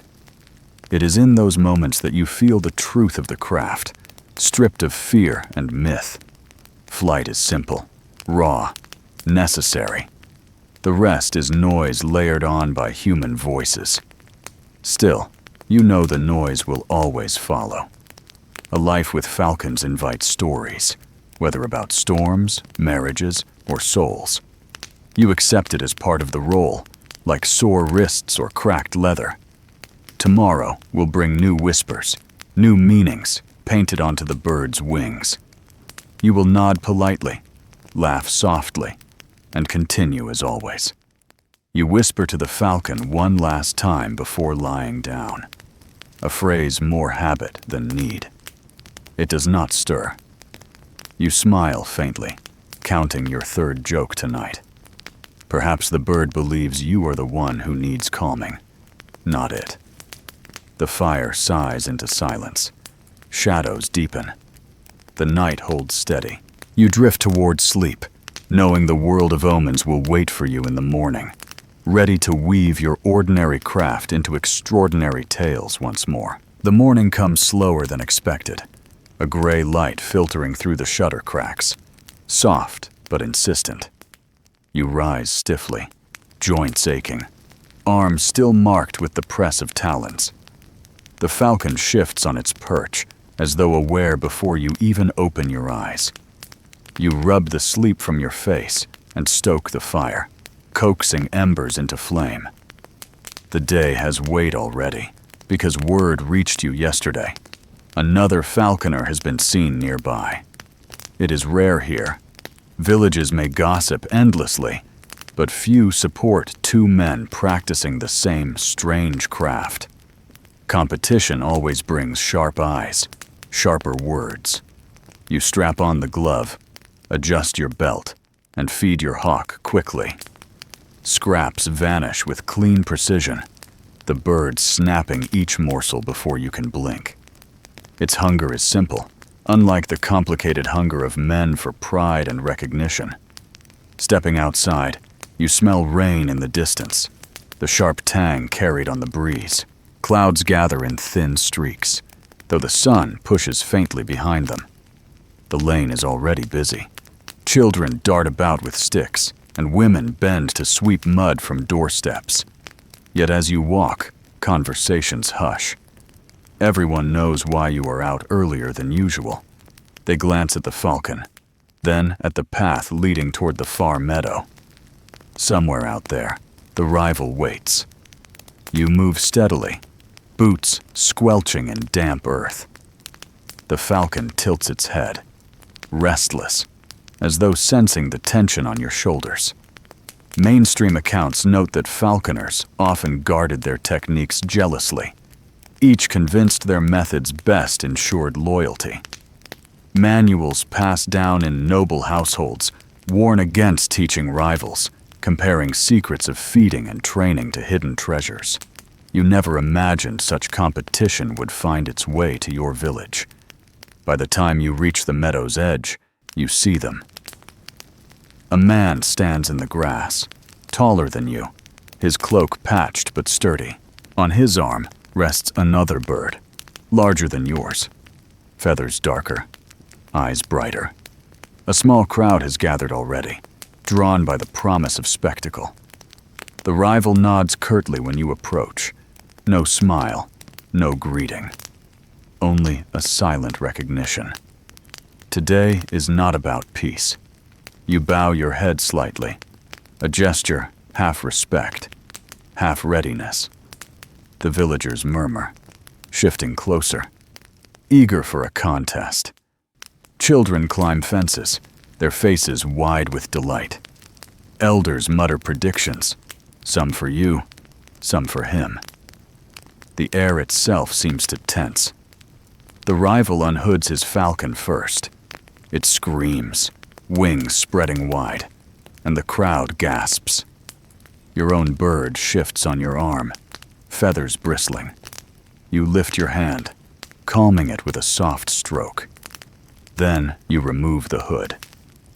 At once, your falcon's eyes flash open, fierce and unblinking, fixed on the rival's bird across the grass. The steward of the manor arrives late, robes trailing, but his presence adds weight. He does not speak, only gestures for the contest to begin. The rival raises his arm, and with a sharp motion, releases. His falcon bursts upward, wings thundering against the sky. The crowd cheers. You wait, patient. Then, with a flick of your wrist, you send your own hawk aloft. It rises cleanly, circling higher, smoother, the bells chiming faint in the growing distance. The two birds circle above, spiraling against one another. The rival whistles sharply, swinging his lure. His bird stoops fast, plunging toward the feathers and meat. Gasps ripple when it strikes perfectly, talons clamping down. He lifts his arm in triumph, already feeding the falcon its reward. Villagers murmur approval, impressed. Now all eyes turn to you. You breathe once, deeply, then swing your own lure. The whistle of cord cuts through the meadow. From high above, your falcon tucks its wings and dives. It falls faster than sight, a blur against the pale sky, and strikes the lure with precision so sharp the crowd shouts aloud. Dust rises where it hits, feathers scattering. Your bird wheels, then returns smoothly to your glove. The impact reverberates through your arm, strong but sure. You offer meat, stroking feathers. The bird eats calmly. No frantic tearing, only measured gulps. The crowd notes the difference, whispers spreading. One child declares yours the calmer, the truer bird. An elder mutters it flies straighter. The rival scowls, swinging his lure again, but his bird grows restless, flapping wildly, tugging at the cord. Mainstream history remembers such rivalries, though rarely with details. Falconers served noble households, and disputes often flared when pride or payment was at stake. Records hint at challenges staged for entertainment, wagers placed in taverns, reputations rising or crumbling in an afternoon. Today feels like one of those moments, though written in no ledger, but carried in voices. The rival tries again, calling his falcon higher, but the bird veers, distracted by sparrows fleeing the hedge. It strikes late, clumsy, and the villagers groan. He curses under his breath, though he tries to mask it with a bow. You, meanwhile, lift your bird gently, rehood it with ease, bells jingling in soft triumph. Fringe tales claim falcons mirror their handlers' souls, that a restless bird means a restless heart, a calm bird, a steady spirit. Historians still argue whether such sayings were metaphor or superstition. The villagers clearly believe, for they begin to murmur that your steadiness has passed into the bird. The rival hears, stiffening, his pride bruised more than his falcon. You bow again, not in arrogance, but in quiet closure. The steward nods once, satisfied. The crowd begins to drift, already retelling the contest in louder, more colorful versions. Children leap about, imitating the dives, shouting about speed and feathers. Elders shake their heads, pleased at the afternoon's free entertainment. The rival gathers his bird with stiff dignity and stalks away without a word. You watch him go, then turn toward the path home. The meadow is quieter now, but its echoes remain.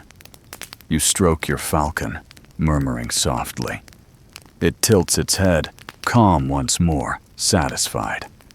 The bells chime faintly with each step as you leave the field behind.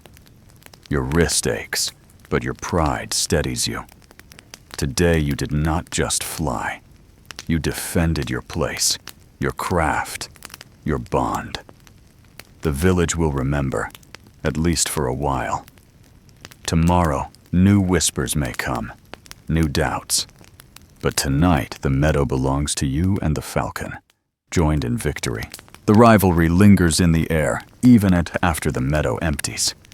As you walk back toward the village, you notice how the children still mimic the falcon's dives, shouting exaggerated swoops and crashes. Their voices follow you until distance swallows the sound. The falcon on your arm remains steady, hooded, its weight a familiar anchor against the shifting tide of reputation. By evening, you know the contest will have found its way into stories, each retelling brighter, sharper, and less like the truth. When you reach the church square, you see a clerk seated near the steps, a bundle of parchment balanced on his knees. He is a scribe, tasked with recording taxes, disputes, and the stray curiosities of village life. His quill scratches steadily, though his eyes lift when he sees the falcon. You feel the weight of his gaze more heavily than the weight on your glove. A clerk's record endures longer than whispers. Ink lasts beyond memory. He calls you over politely. His voice carries no scorn, only that cool detachment of someone who sees stories as lines to be ordered on a page. You stand near him, the falcon shifting slightly, bells chiming. He asks about the contest in the meadow, whether your bird truly struck the lure in a single dive. You nod. He writes. Then he asks about the rival, whether his bird flew clumsily, or whether villagers exaggerated. You hesitate. Words now will live in ink, and ink sharpens reputations far beyond fields or alehouses. Mainstream accounts remind us that clerks often decided which parts of village life deserved record. Falconry, seen by some as noble and others as nuisance, slipped into margins more than headlines. Yet even those margins mattered. A single note about a falcon's flight could be read generations later as proof of glory or of waste. You answer carefully, saying only that both birds flew and both returned. He frowns, unsatisfied with so bland a version, but writes anyway. As you turn to leave, he stops you with another question. Does falconry belong to the noble class or to the village? You pause, unsure whether he seeks your opinion or your confession. You reply softly that the bird does not know the difference. It flies the same whether a lord or a farmer holds the glove. He raises his brow, quill hovering. Then he writes those words exactly, his mouth curling in faint amusement. The falcon shifts again, restless. You stroke its chest through the hood, murmuring reassurance. The clerk watches, ink drying on parchment. For a moment, you sense he views you less as man and more as subject, pinned beneath his quill like a specimen. It unsettles you, though you mask it with a polite nod. You walk away, boots crunching on the stone, eager for the open air beyond the square. A fringe memory surfaces as you go, a tale once told in the alehouse about a clerk who forged stories of falconers, exaggerating their triumphs or failures for his own amusement. Historians still argue whether scribes shaped history with truth or with embellishment. Watching the man bent over his parchment, You cannot decide which version you believe. Perhaps both are true, depending on the day and the writer's mood. You pass the baker's stall. He glances at the falcon, then at you, muttering something about stolen hens. His words lack conviction. The contest has already softened doubts for now. You keep walking, letting gossip slide off like rain. What matters more is the ink drying behind you, the record that cannot be laughed away. The falcon tilts its head beneath the hood, as though sensing your unease. You smile faintly, whispering that even ink cannot catch wings. That is your first joke tonight, soft but enough to lighten your chest. The bird stirs, bells chiming in gentle answer. By the time you reach the outskirts, the sun lowers, painting fields with amber light. You stop near a fence, resting your arm, giving the falcon a moment to breathe. Sheep graze nearby, indifferent, though a lamb bleats nervously when it hears the faint jingle of bells. You think again of the clerk's words, how he asked whether falconry belonged to noble or village. You imagine his parchment years from now, read by someone who never saw a meadow, never felt talons dig through leather. They will decide what falconry meant, not you. The thought both amuses and unsettles. You count that as your second joke. History itself a bird no man can fully hood. The laughter is only inside you, but it eases the tension. The sky darkens. Lamps flicker in the distance as villagers light their homes. You walk slowly, savoring the quiet. The falcon grows calm again, its body heavy, but still. You know tomorrow may bring new questions from the clerk, new retellings in the alehouse, new debates about noble privilege and village spectacle. But for tonight, the meadow is silent, the ink is drying, and the bird rests.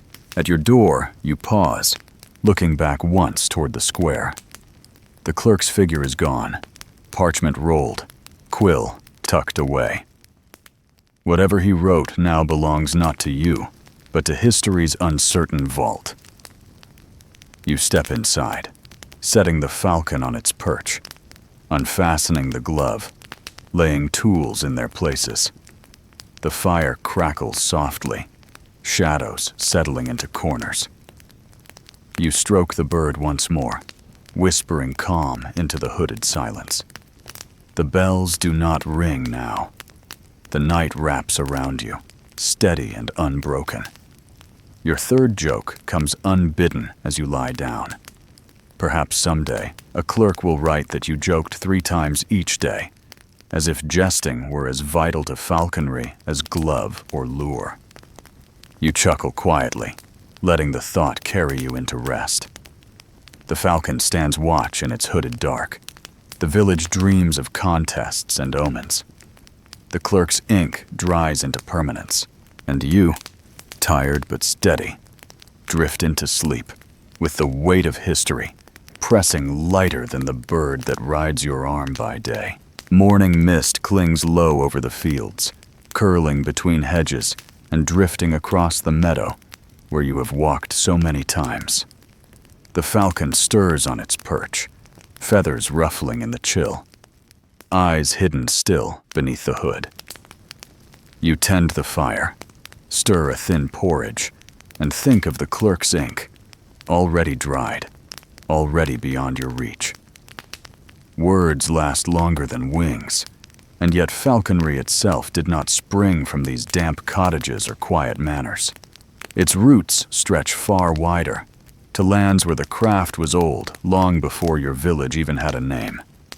As you step outside, falcon on your glove, you find yourself recalling stories heard from travelers and merchants. They speak of deserts where Arab masters refined the art, training falcons with patience that bordered on reverence. They tell of Mongol riders, thundering across endless plains, hawks flying beside them, diving at hares with a speed that seemed otherworldly. Mainstream history confirms these tales in part. Falconry's origins lie in Central Asia, spreading westward through trade, conquest, and curiosity. What you practice in your small meadow is but a shadow of what those vast cultures built. The path today leads away from the market, past the mill, toward the higher ground, where wind whistles freer. The falcon shifts, restless, perhaps sensing your own thoughts wandering. You stroke its chest and murmur, voice low, words half prayer, half habit. The bird calms, though its head tilts as if judging your distraction. You smile faintly, your first joke of the day, that perhaps it knows the stories better than you do, carrying the memory of its ancestors in each feather. You crest the hill and pause. The view spreads wide, fields patchworked with green and gold, forest edging the horizon. The falcon's bells chime faintly, eager. You loosen the hood, and it blinks, sharp eyes cutting through the haze. You let it rise, a sudden burst of motion, wings slicing air with authority.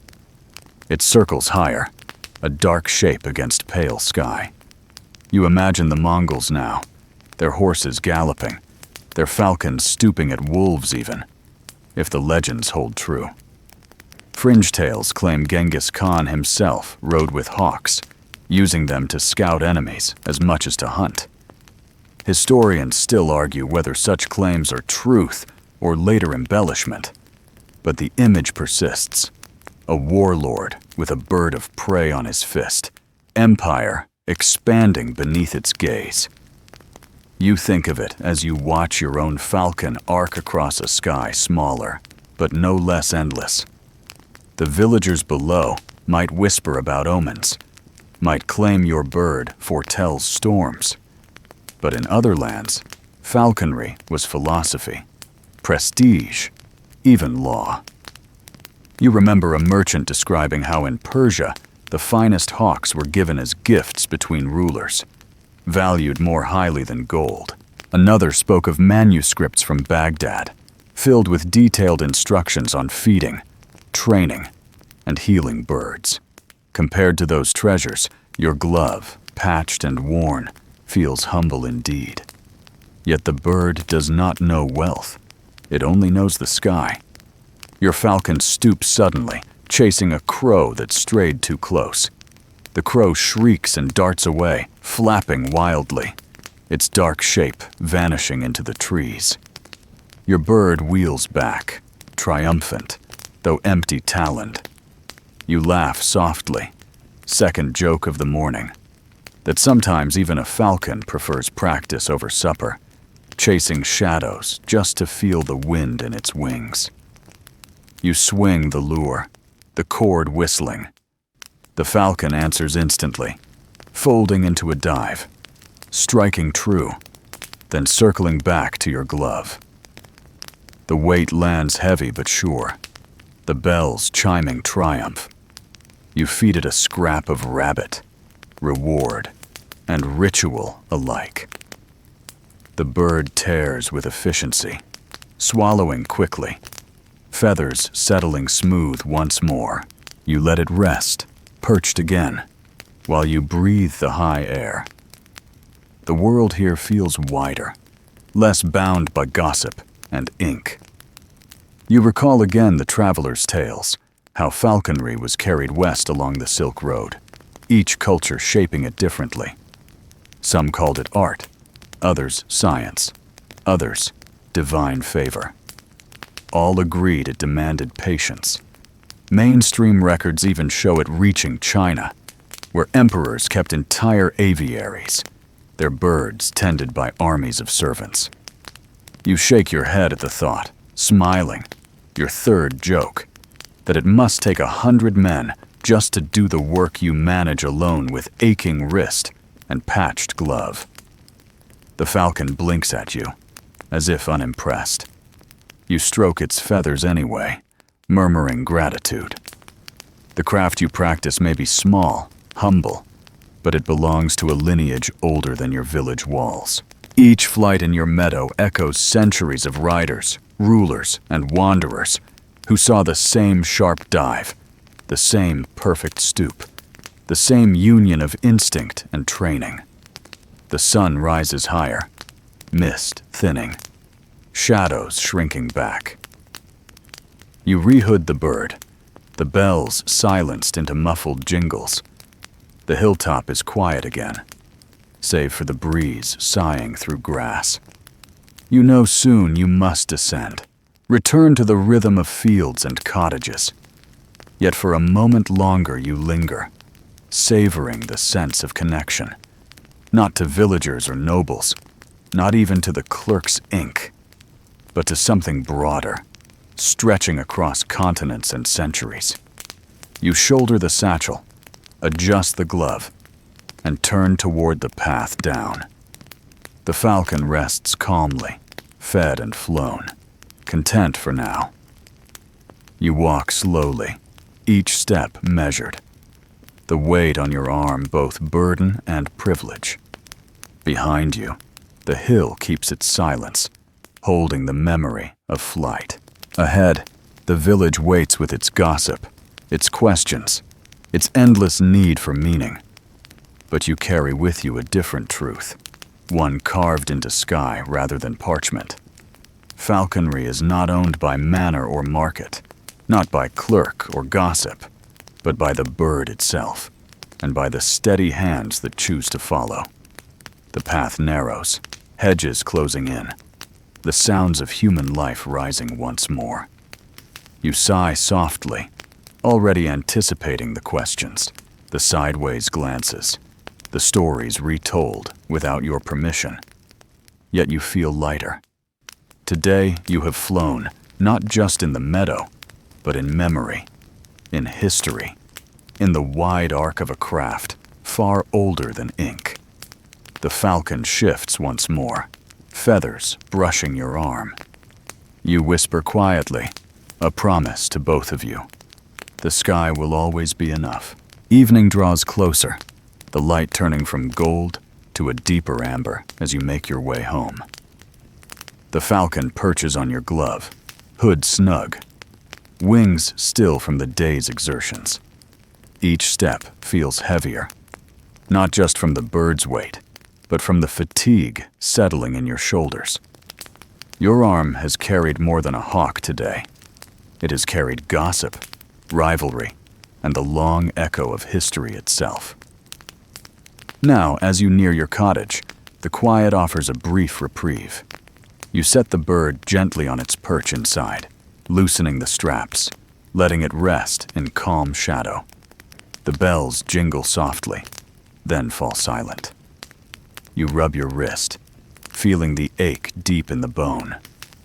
It is the familiar ache of a falconer, the price of daily practice.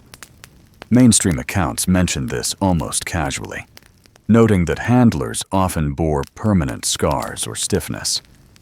Yet those small pains rarely make it into noble poetry. They belong to the quiet world behind the spectacle.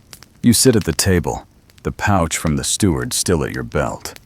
You empty it, counting the coins, small, but steady.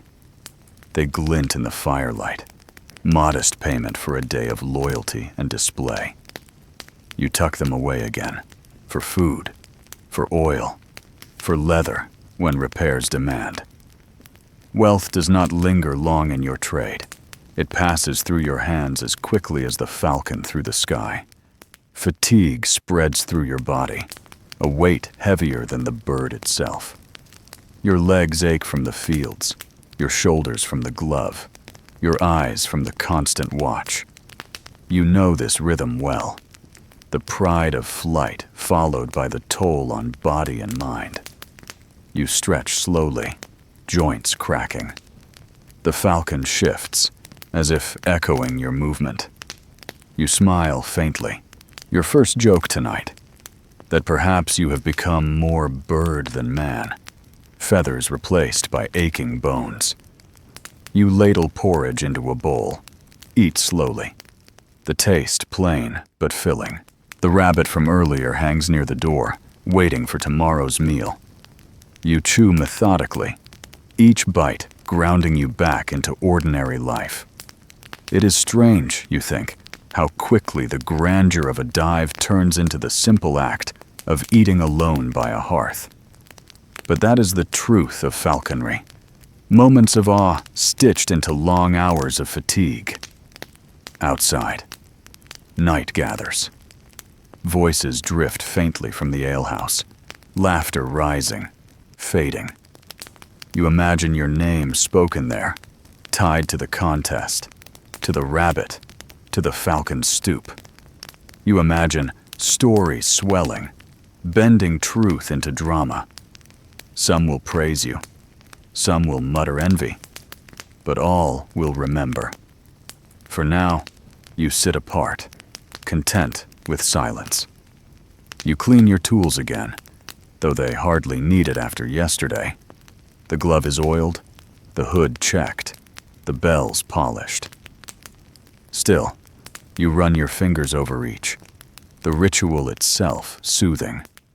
It anchors you, reminding you that tomorrow will come, and the same rhythm will repeat. You think of how noble falconers were sometimes attended by assistants, apprentices who shared the load.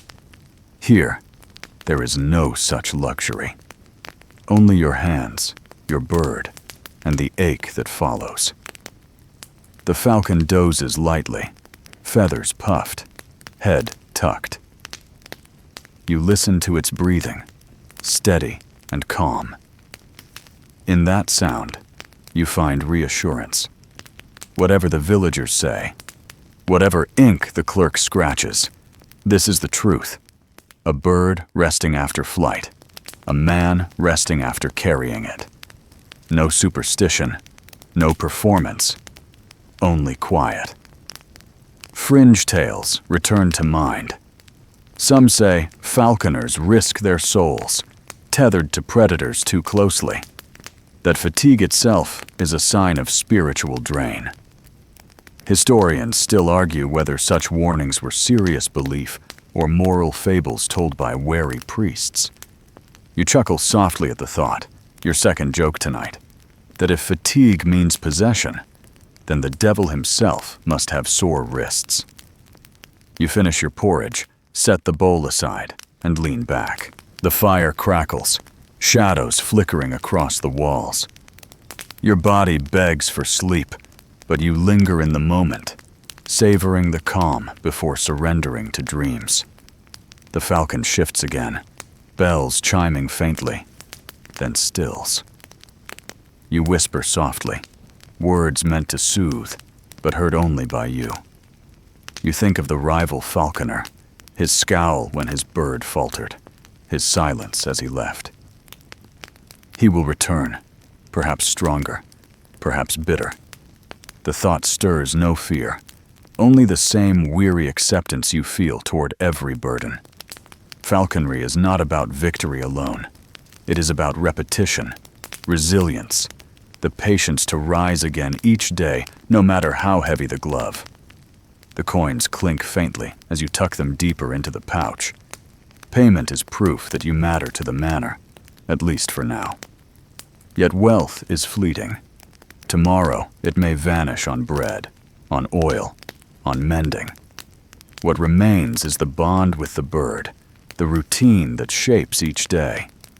That, more than coin or praise, defines your life. You glance once more at the falcon, its body a silhouette against the firelight. You feel pride, but also doubt, the twin companions of fatigue. Pride in its flight, doubt in your own endurance. Both weigh on you, yet both keep you steady. You smile faintly again, counting your third joke tonight. Perhaps the falcon thinks the same, proud of its dive, doubtful of your ability to keep pace. The fire burns low, warmth softening the edges of your fatigue. You rise slowly, lay the glove neatly on the table, and stretch your back once more. Tomorrow will bring another morning, another flight, another ache. But tonight, the world narrows to fire, bird, and weary man. The weight of the day slips from your shoulders, replaced by the simple rhythm of breath. You lie down, eyes closing, the sound of bells still faint in your ears. The falcon sleeps, the village hum quiets, and fatigue folds into rest. Dawn creeps in slowly, a pale line across the horizon, thin as a thread, yet insistent as a drumbeat. You stir from sleep, bones stiff, arm heavy even without the glove. The falcon stirs too, bells chiming faintly as it shifts on its perch, feathers puffing against the chill. You rise, stretching, feeling each joint answer like a creaking hinge. The cottage smells of smoke and leather, of yesterday's porridge still clinging to the bowl. Another day waits, and with it the same rhythm. Bird, glove, sky, and the endless repetition of small duties. You tend the fire first, coaxing embers into flame with a few careful breaths. The light flickers, warming your hands. You ladle a thin stew into a wooden cup, sip it slowly, and glance toward the bird. Its head tilts, as though measuring your delay. You smile faintly, the first joke of the day, that perhaps the falcon believes you are its servant. In truth, perhaps you are. Once the meal is done, you prepare the scraps. A sliver of rabbit from yesterday, a strip of pigeon gifted by a neighbor. The falcon shifts eagerly as you bring the satchel close. You lift the hood gently, and its eyes blaze into morning, sharp and unyielding. It takes each piece with swift precision, gulping it down, feathers smoothing as hunger gives way to calm. Mainstream records remind us that falconers often spent the first hours feeding and grooming before any flight. The balance of diet mattered. Too much, and the bird grew sluggish. Too little, and it refused to listen. You measure carefully, each portion chosen with care. The bells chime as you adjust the straps. You polish the hood once more, brush the feathers gently, and run your fingers along the edges of the glove. Every detail matters, for small mistakes echo loudly in the sky. You think of a tale once told, fringe but persistent, that a falcon starved intentionally would grow vicious, striking even its handler. Historians still argue whether such cruelty was ever practiced, or whether it is only rumor, cautionary against neglect. You shiver slightly, thankful you will never test the truth. The falcon stands ready now, wings twitching with anticipation. You step outside, the air crisp, the sky pale. The village is quieter at this hour, only smoke rising from a few early hearths, only the sound of a distant hammer at the smithy. You walk steadily, boots sinking in damp soil, the bird riding calm yet alert. The path leads toward the far edge of the meadow, but today you do not walk alone. A boy trots up beside you, the same who once asked if the falcon could talk. He carries a stick, tapping it against stones, eyes wide as he glances at the hooded bird. He asks if he may watch. You nod, amused, though you warn him to stand back. He beams, as though invited to a royal court. Together, you reach the rise of grass, the sky broad above. You remove the hood. The falcon blinks once, then stretches its wings, feathers shining in the morning light. You lift your arm, steady, and release. It surges upward, wings carving air, bells chiming faintly as it circles higher. The boy gasps, mouth open, eyes chasing the dark speck against the pale blue. You swing the lure slowly, the cord whistling.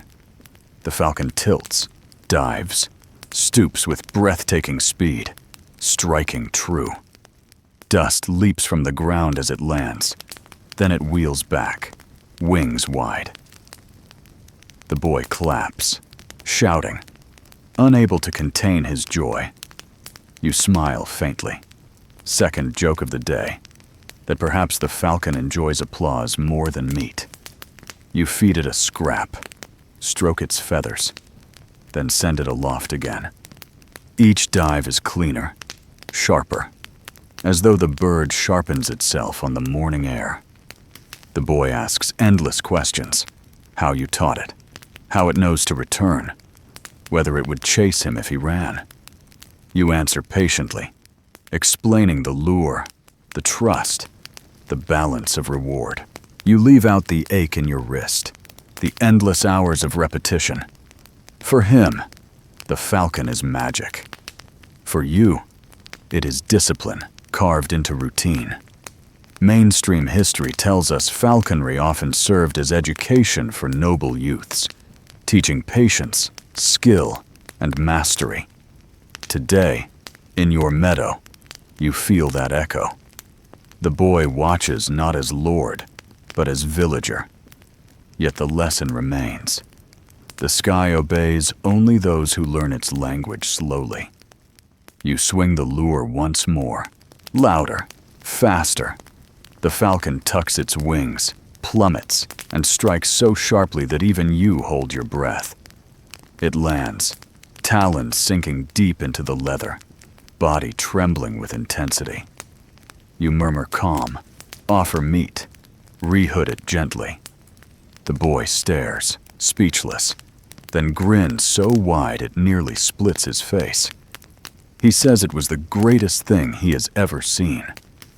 You nod, amused, counting your third joke silently, that his life is still short, but at least it has started with wings. The boy runs off, shouting to his friends, eager to repeat what he saw. You remain, quiet, the meadow still humming with the echo of wings. The falcon rests on your glove, calm once more, eyes hidden, body heavy, but satisfied. The bells jingle faintly as you begin the walk back. The village stirs now, more awake.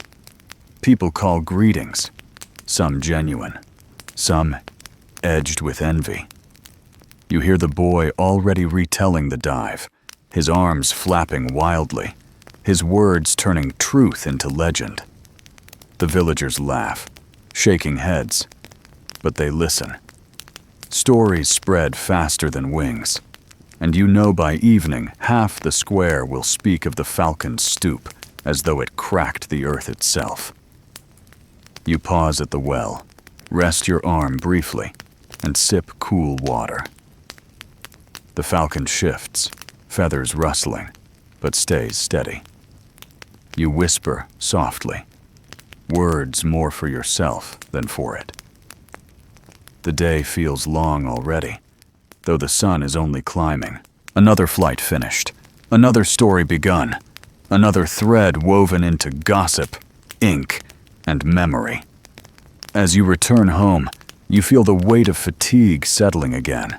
Yet beneath it lies pride, quiet but steady. The rival falconer may return, the clerk may write, the villagers may gossip, but today the bird flew clean, the boy saw wonder, and the sky gave back its gift. You step inside, set the falcon on its perch, loosen the straps, polish the glove once more. Routine, always routine. The bird shakes its feathers, then stills, calm in its hooded dark. You sigh, lowering yourself to the bench, body aching, but spirit steadied by the rhythm. The fire crackles, the day stretches, and you know tomorrow will come with the same demands. But for now, the morning belongs to you and the falcon, to the boy's laughter, to the dive that carved through sky like truth itself. The day lengthens into evening once more, shadows stretching long across the fields as you walk the path back to your cottage. The falcon rides quietly on your arm, its hood fitted snug, bells muted into faint chimes with each step. Your body aches, your wrist protests, yet there is calm in the familiar weight. Smoke rises from village chimneys, the air rich with the scent of bread and stew. Children dart past, some bold enough to glance at your bird, others ducking behind their mother's skirts, still unsure whether to admire or fear. You walk steadily, letting the world fold in around you. The alehouse hums with noise as you pass, laughter spilling through the half-open door, the smell of ale thick in the evening air. You imagine your name floating within, carried by voices, tangled with stories of today's flight. Perhaps the boy has exaggerated already, claiming the falcon struck lightning from the sky or sent crows scattering for miles. You do not pause to listen, not pause to. The stories belong to them now, stitched into their own fabric of memory. You prefer the quiet of your home, where truth waits in simple silence. At the cottage, you unfasten the straps, setting the falcon on its perch. It shakes itself once, feathers rustling, then settles, calm and steady. You stroke its chest lightly, murmuring the same soft words you always do. The glove comes off, heavy with sweat and wear. You place it on the table beside the hood and lure, each tool resting where it belongs.